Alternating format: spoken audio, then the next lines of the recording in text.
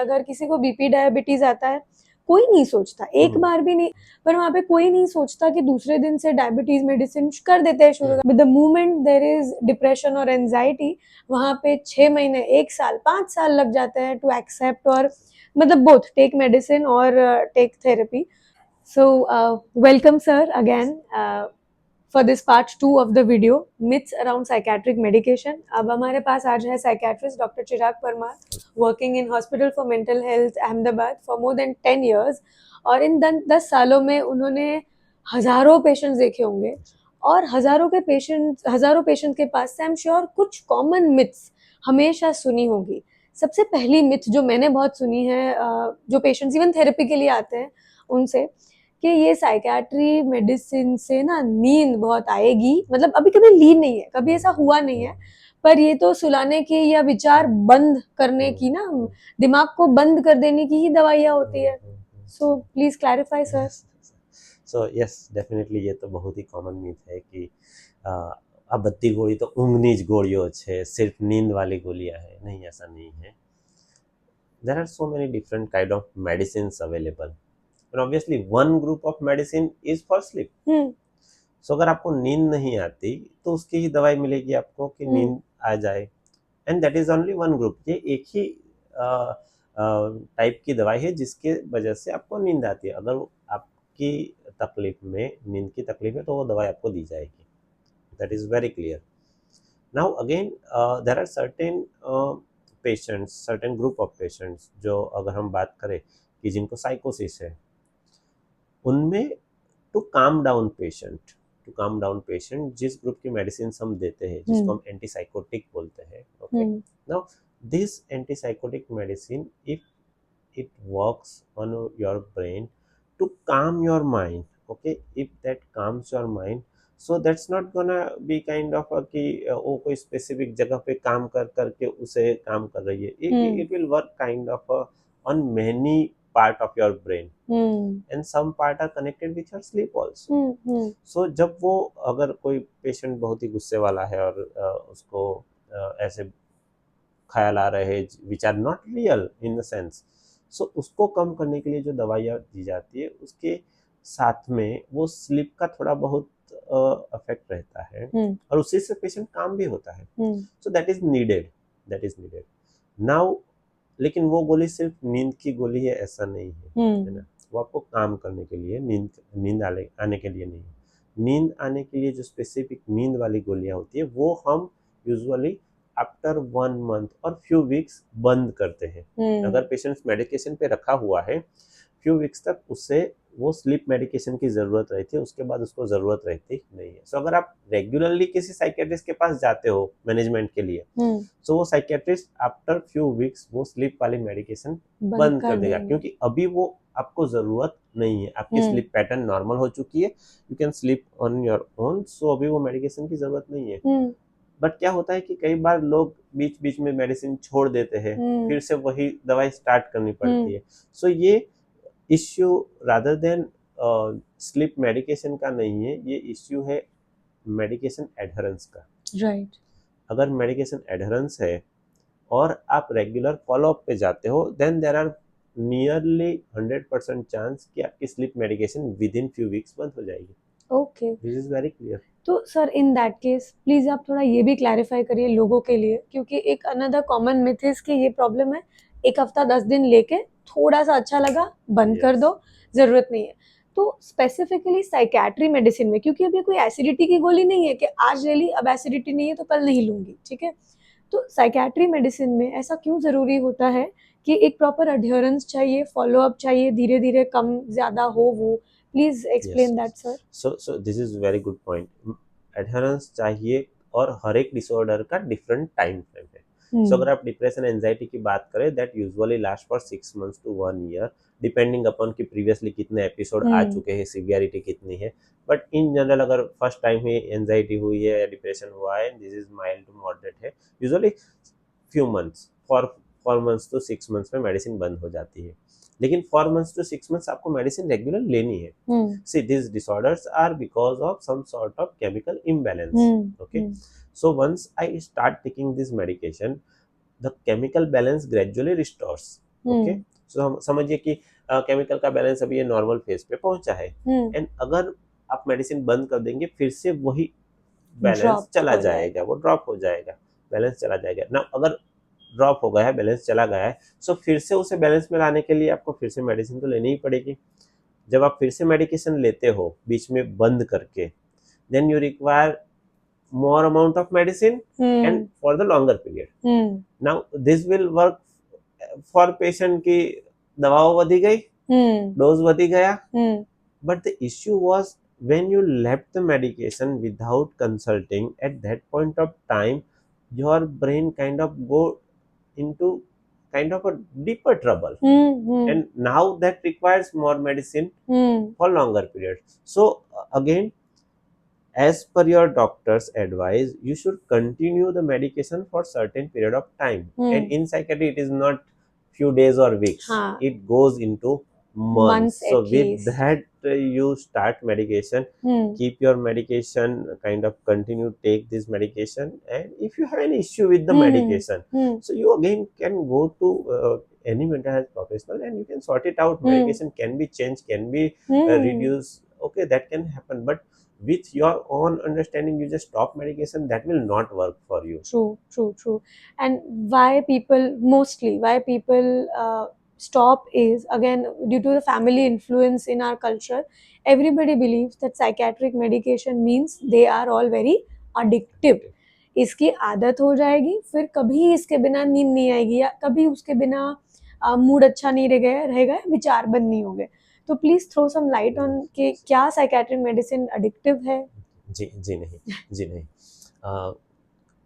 आप ये समझिए कि if I am taking roti every day, whether I'm addicted to roti, I'm taking it. And if I don't take, obviously there is kind of hunger that leads to. Okay, so if my body requires roti, then I have to take it.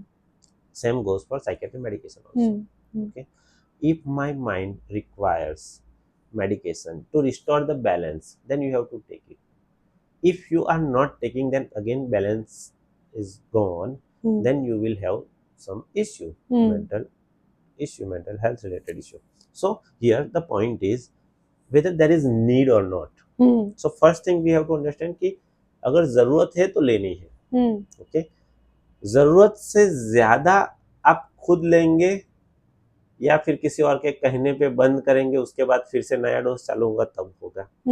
Otherwise doctor तो आपको ज्यादा से जरूरत से ज्यादा तो देने वाला है नहीं, वो तो आपको उतने ही देगा जितनी आपको जरूरत है. या at some point of time we do feel कि यहाँ मेडिसिन ज्यादा है, बिकॉज 3-4 मेडिसिन हो जाती है तो we feel discomfort. And again as a human nature ये रहता है कि एक मेडिसिन भी अगर हमें 6 दिन तक लेनी है तो भी हम नहीं लेते, तो फिर 6 महीने तो कैसे लेंगे.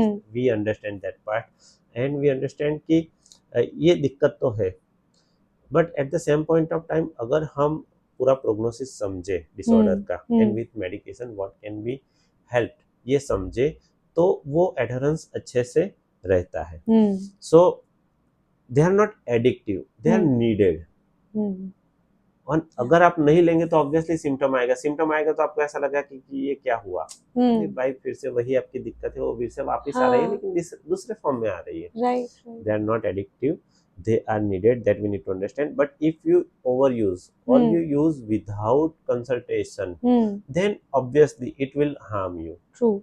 So my point here is only don't think that these are addictive medicine, but take medicine as per the prescription and go in regular follow up. Again you have any issue, side effect related issue, please go and tell your doctor. Right. Why to assume?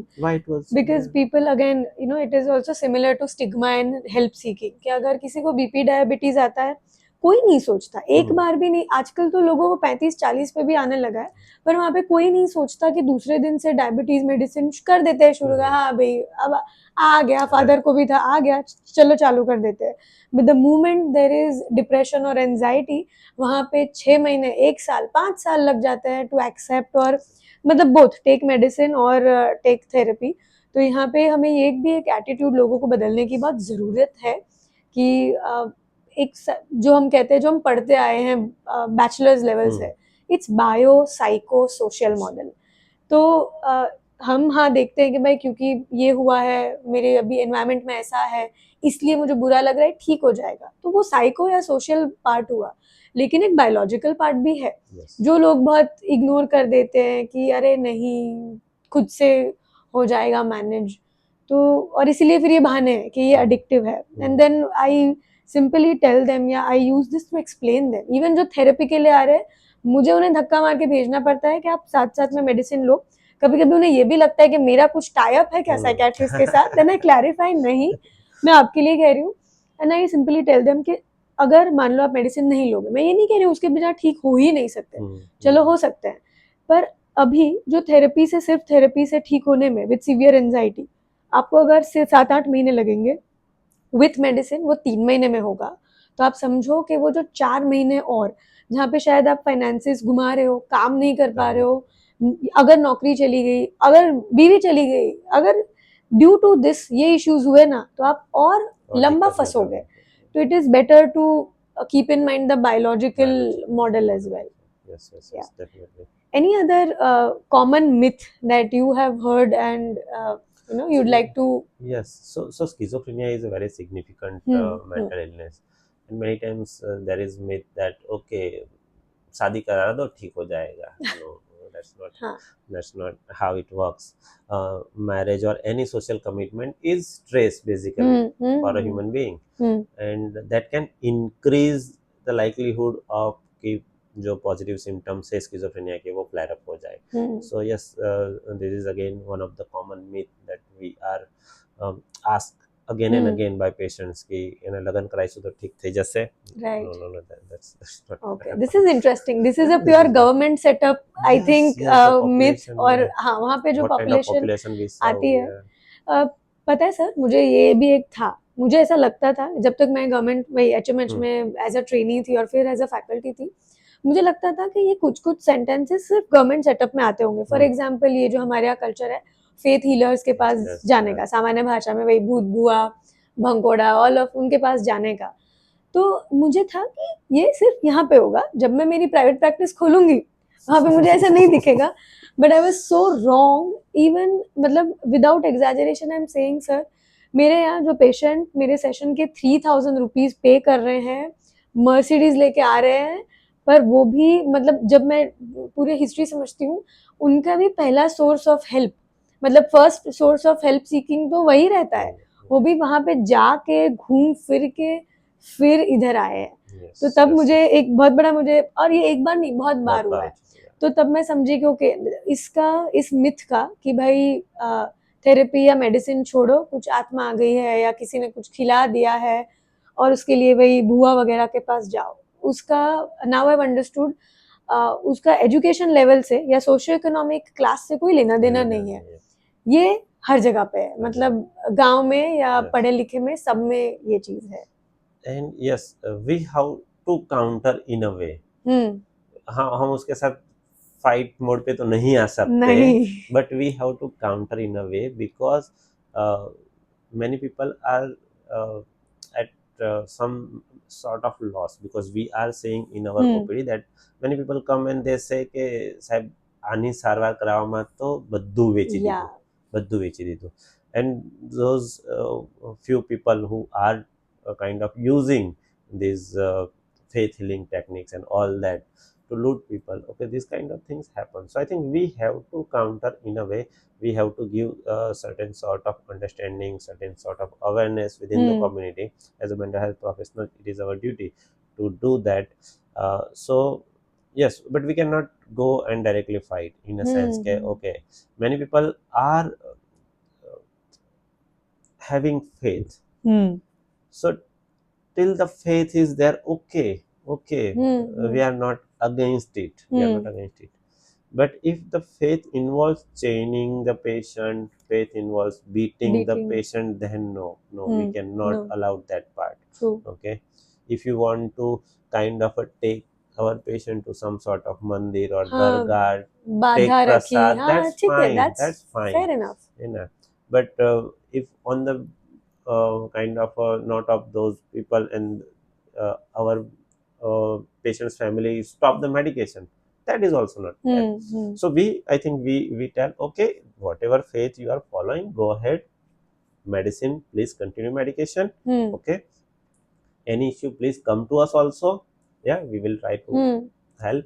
And with that kind of understanding, there are many programs happening, that Dawa and Dua. If you Dawa are Dua aware, project, Dua, yes, of course, of course. we are not against this faith healing, but certain sort of practices under the name of faith healing, it is not is not tolerated. acceptable. True. Yes, we live in a culture where religion and faith is a is a very protective factor. तो हम तो हमेशा encourage करते हैं कि हाँ ठीक है, मन्नत रखो वगैरह, उसमें कोई प्रॉब्लम नहीं है.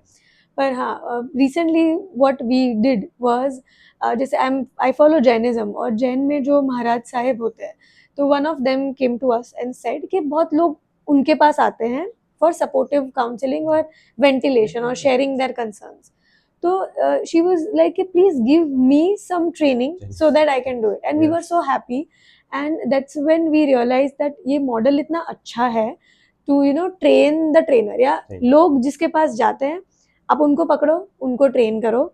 Be it religious leaders, धर्म गुरुज या भुआ, जो भी है, assuming कि वो सारे कुछ ऐसा नहीं कि वो बुरे हैं या वो अगेंस्ट मेंटल हेल्थ है, पर उन्हें खुद नहीं पता.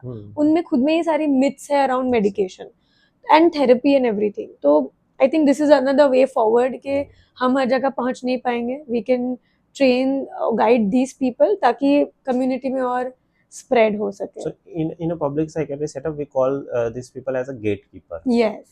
So we can train, and it is not limited to religious setup. The police or the bank manager, they are in contact with the people who are in need. Yes. So obviously those people who are in need, they definitely have some sort of mental disturbance. So these are the gatekeepers who can be trained, who can be educated in mental health, and they are the people who are actually going to make difference in the community. Right. Makes sense, sir. Thank you so much for sharing all of these insights. I'm sure जितने भी लोग ने सुना है, be it our own clients, family members, relative, general public, student, healthcare professionals, I'm sure you have a lot to take out from this कि आप अपने अंदर जो मेडिकेशन को लेकर मिथ है, उसे कैसे बर्स्ट करोगे, अपने आसपास के लोगों में कैसे वो मिथ्स को चेंज करोगे, ताकि हम मेंटल हेल्थ का फ्यूचर, हमने पास्ट और प्रेजेंट की बात की, पर हम मेंटल हेल्थ के फ्यूचर के लिए भी और होपफुल हो सके. So thank you so much sir for joining. It was a pleasure to have you. Thank you everybody for listening. we'll have mandatory hello to everybody. Okay. Yes. Yes. Thank you so much. See you everyone.